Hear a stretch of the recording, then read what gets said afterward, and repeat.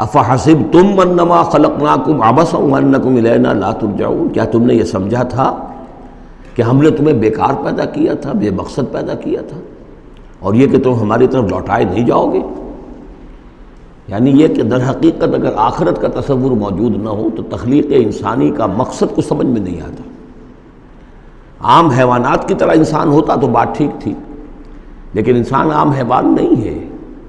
اس میں خاص طور پر جو نیکی اور بدی کا امتیاز وضعیت کیا گیا ہے، اس کے اندر جو ایک مورل سینس ہے، اخلاقی حس ہے، کچھ چیزوں کو یہ برا سمجھتا ہے، کچھ چیزوں کو اچھا سمجھتا ہے، اور یہ یونیورسل ہے، یہ کسی ایک قوم یا ایک علاقے کے لوگوں کی بات نہیں ہے۔ یہ مورل ویلیوز جو ہے یہ پرماننٹ ہے، یونیورسل ہے، گلوبل ہے۔ تو آخر ان کا نتیجہ کیا ہے؟ گندم از گندم برویت، جو سے جو، گندم سے گندم اگنی چاہیے، جو سے جو، لیکن ہم دنیا میں تو دیکھتے ہیں کہ نیکی کا نتیجہ لازماً اچھا نہیں نکلتا اور بدی کا نتیجہ لازماً برا نہیں نکلتا۔ تو کوئی دوسری دنیا ہونی چاہیے، دوسری زندگی ہونی چاہیے۔ یہی دلیل ہے ایمان بالآخرہ کے لیے، جس کو قرآن مجید مختلف مواقع پر استعمال کرتا ہے۔ چنانچہ سورہ آل عمران کے آخری رکوع میں ہم یہ دیکھ چکے ہیں، ربنا ما خلقت ھذا باطلا سبحانک فقنا عذاب النار۔ گویا کہ وہی بات یہاں ہے، اور اگر اسے اس پچھلے سلسلہ کلام سے علیحدہ سمجھیں تو ترجمہ ہوگا کیا تم نے یہ سمجھا ہے؟ یہ گویا کہ اب مجھ سے اور آپ سے اللہ تعالیٰ مخاطب ہیں، جو بھی قرآن کا پڑھنے والا ہے۔ افحسبتم انما خلقناکم عبثا، اے انسانوں کیا تم نے یہ سمجھا ہے کہ ہم نے تمہیں بیکار بے مقصد پیدا کیا ہے؟ وانکم الینا لا ترجعون، اور تم ہماری طرف لوٹائے نہیں جاؤ گے۔ فتعالی اللہ الملک الحق، تو بہت بلند و بالا ہے بادشاہ جو سچا بادشاہ ہے، الملک ہے۔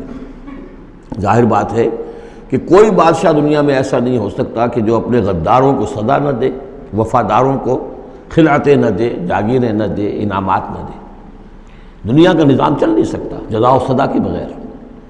تو وہ الملک القدوس الملک الحق کیسے ممکن ہے کہ وہ اپنے جانثاروں، وفاداروں، تابع داروں، ان کو کوئی اجر و ثواب نہ دے، ان کی کوئی قدر افزائی نہ کرے، ان کی جو جانثاریاں ہیں ان کا انہیں کوئی صلہ نہ دے، اور جو ان کے غدار تھے، اس کے باغی تھے، انہیں کوئی سزا نہ دے؟ کیسے ممکن ہے؟ وہ تو بادشاہ ہے، بہت بلند و بالا، اور بادشاہ برحق ہے۔ لا الہ الا ہو، اس کے سوا کوئی معبود نہیں۔ رب العرش الکریم، وہ بہت عزت والے عرش کا مالک ہے۔ ومن یدعو مع اللہ الہا آخر، اور جو کوئی بھی پکارے گا اللہ کے ساتھ کسی اور الہ کو، یعنی اللہ کے ساتھ پکارنا ہے، اللہ کو بھی پکار رہا ہے، کسی اور کو بھی پکار رہا ہے، لا برہان لہ بہ، اس کے لیے، اس کے حق میں، اس کے تائید میں کوئی برہان، کوئی دلیل موجود نہیں ہے۔ فإنما حسابہ عند ربہ، تو اس کا حساب جو ہے اس کے رب کے پاس ہے، اللہ تعالیٰ اس سے حساب لے لے گا۔ انہ لا یفلح الکافرون، اس میں کوئی شک نہیں ہے کہ ایسے کافر فلاح نہیں پائیں گے۔